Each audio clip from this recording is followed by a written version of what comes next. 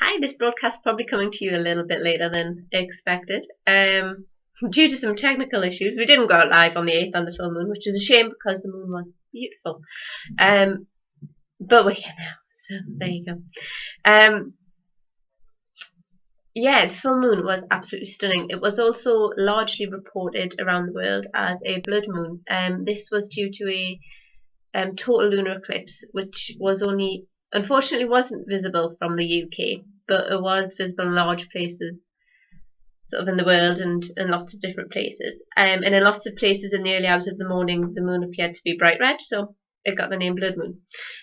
Interestingly, this moon it also often gets referred to as blood moon or hunter's moon because it is one of the biggest full moons of the year, and lots of animals use it as a sort of trigger to start migrating and things like that. And people often used to go and hunt animals at this time of the year because they were all running around nuts. So there's a big bright full moon in the sky and it's quite easy to pick them up. And also it's coming up to winter and want to stock up the cupboards. Things. So yeah, it was a really beautiful moon.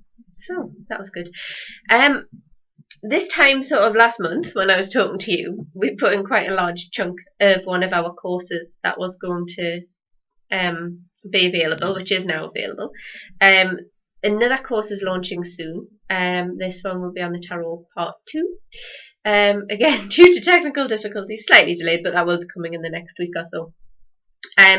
Talking of courses, over the coming months, I will be practically moving to Yorkshire, actually, between now and the next show. I'm going down to stay with Ali and Pete, who run Crystal Space, and I'm going to be sort of with them for 3 days. The first 2 days, I'm going to be in Crystal Space, and I'm going to be doing private tarot consultations, and on the second day, I will be tuning people to Reiki level 1. I love teaching Reiki. It's one of my favourite things to teach. It's normally because I come out of attuning all these people, and usually I'm quite tired after sort of doing a full day course, but you come out of a full day of Reiki attunement and you're like, oh, everything's lovely and buzzy and happy. It's great. So I've got that with those guys.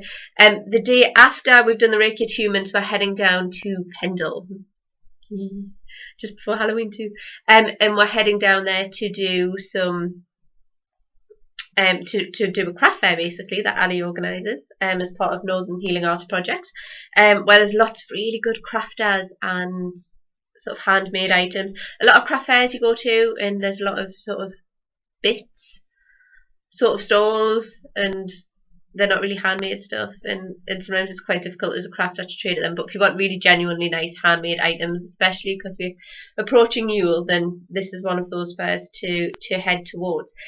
We're heading to lots of those types of ones near Yule as well. We're doing lots more up in the northeast with Time and Tide events, but I'll give you more details on those next month because we're closer to them and it'll be a bit easier. So yeah, it's a busy month. Normally at Samhain we do meet the other folk, but we're not doing it this year due to a few sort of complications here and there. So we're having Yarrow, so it's going to be probably quite quiet. It's not going to be quiet, but it's going to be a bit less sort of stressful, I think, for us this year. Not that it's stressful. I love doing meet the other folk, and I love running events, especially those type. But there's always that added pressure of we have lots of people turning up at a museum, and we don't have that this year. So should be quite a low-key, relaxed one for us this year.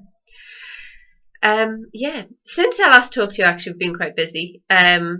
September is normally a bit of a easier month after the summer, but we did Mabon at Thornborough, which I talked about last time. It's a fantastic event. You know, it's such a beautiful site. It's such a stunning site as well, and to have it just open and you know, the guys who organise it put in tons of work to pull it off, because obviously it's a privately owned site. It's not generally, you know, there's public footpaths around it, but it's not generally open as a visitor attraction. So to host big events there is quite a feat. And it was brilliant. It was really, we always have fun. So that was really good. So yeah, busy.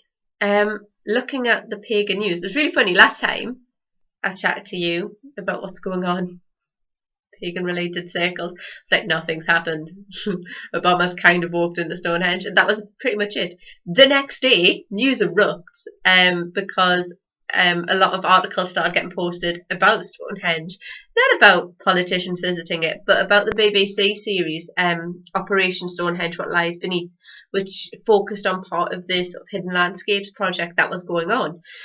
And it turns out Stonehenge, not as little as we kind of thought. It's a big site, but they used loads of different techniques to explore the ground and look around the general area, and they found 17 neighbouring sites, including a 60-stone superhenge, which is huge and not too far away, and also a 33-metre timber building, which they believe dates back 6,000 years and had sort of spiritual connections and purposes. So, but yeah, there was 17 in total, and this was huge. I think, you know, the way it's really interesting that the further we progress in the modern age and the more technological advances we make, the more we learn about our past, which I think is a brilliant of coming together of things. And Operation Stonehenge, BBC. Yeah, it was. If you haven't watched it, iPlayer it. It was.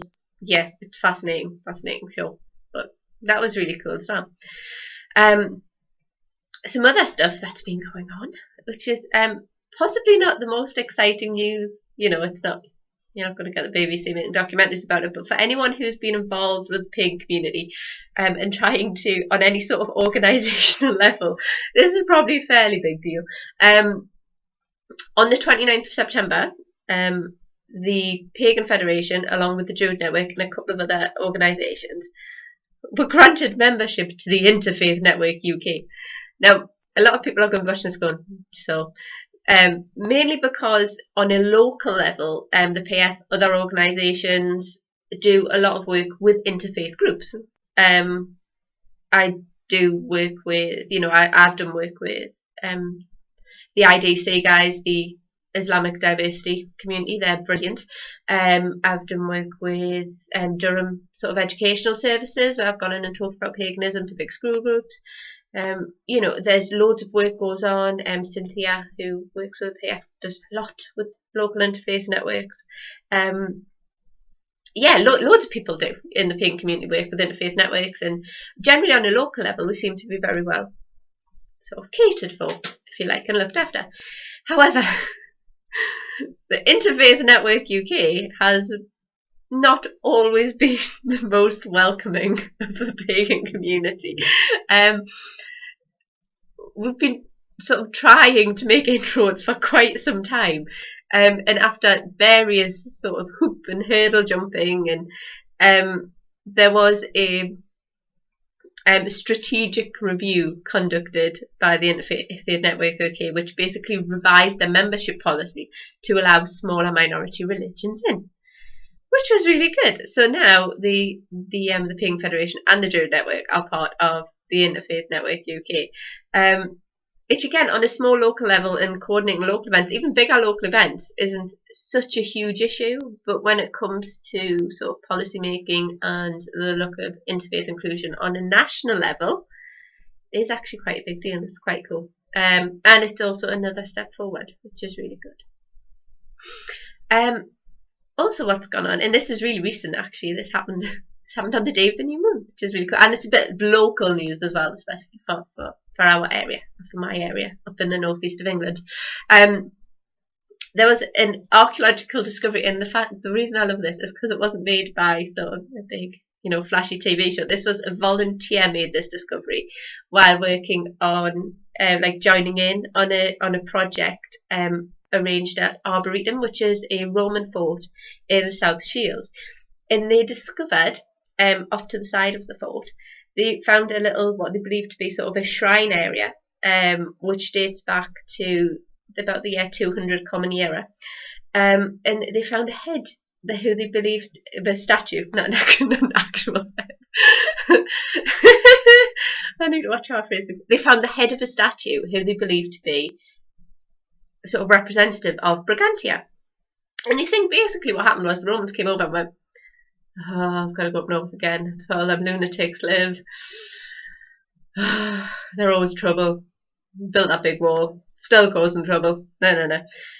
Might have something to do with their local goddess. Maybe we should try and appease her a bit. Let's put up this shrine to Brigantia. is what they think happened. So they have this now, this artifact, and it's quite a cool little head. And it's a nice bit of local info to get that sort of through. And like I say, I love the fact it was just found by a volunteer. I like community archaeology projects. My son's involved with the Young Archaeologists group in Northumberland, and it's fantastic. Yeah, actually, there's been a bit of a spate of this in Northumberland. They found we were at another Roman fort, and the archaeologist sort of leading the group said he once had sort of possibly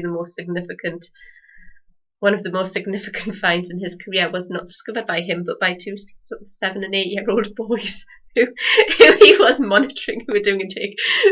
The next day, BBC cameras, news cameras, interviews everywhere. He's like, "Who found it? See those kids?"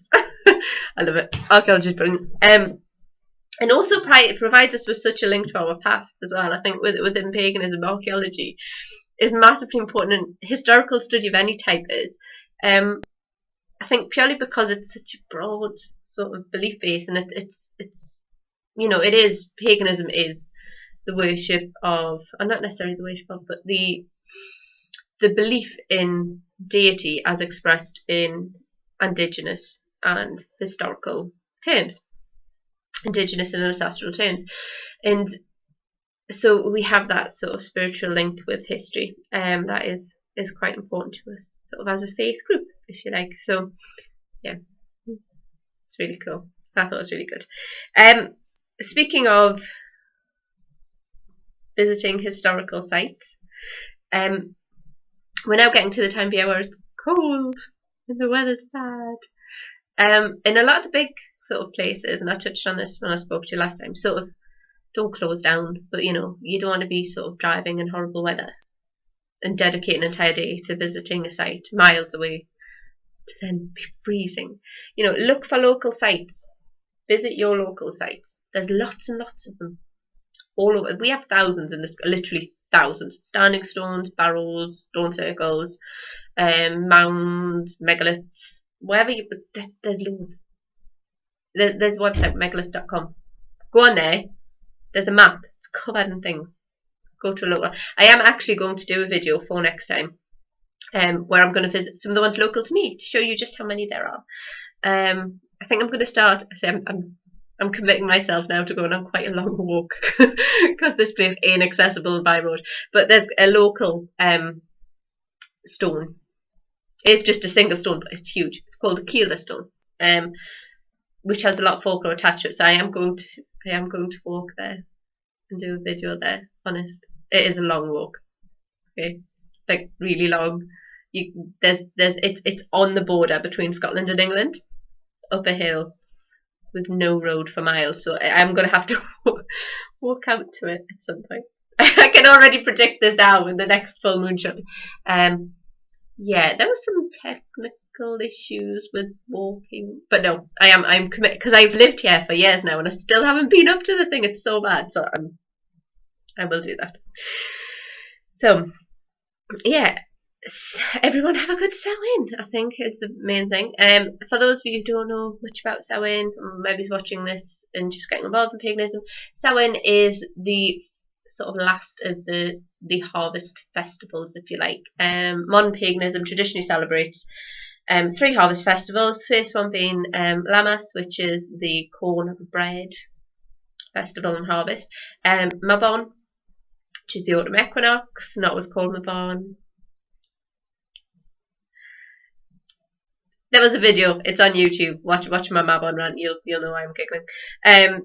Be careful about using the term Mabon in front of some people. They use it as an excuse to sound really important and knowledgeable. Anyway, yeah, the autumn equinox, and then the final one is Samhain, which is celebrated across the world actually, often as a festival of the dead or the dying or death. And it is embedded in sort of UK folklore a lot. That Samhain is a time when the veil gets very thin and the spirits of those who've passed are more accessible.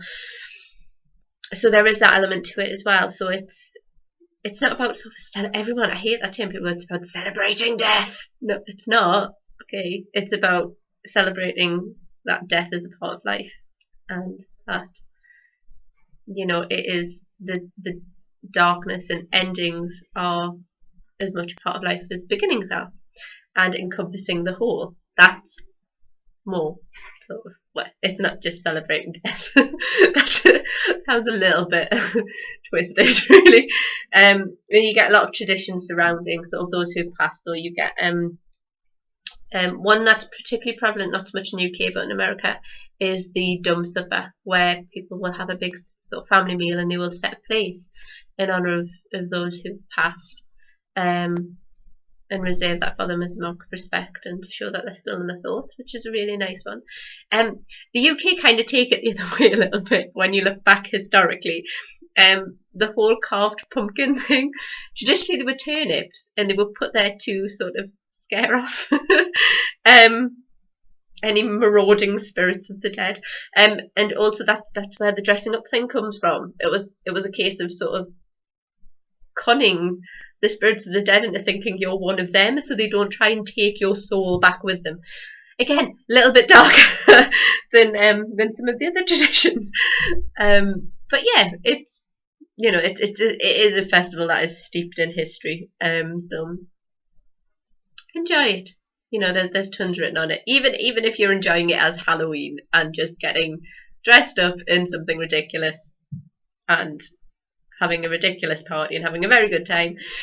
If you want to celebrate like that, awesome. I have no problem with that whatsoever. But just have a spare thought for where it's come from and sort of the traditions attached to it.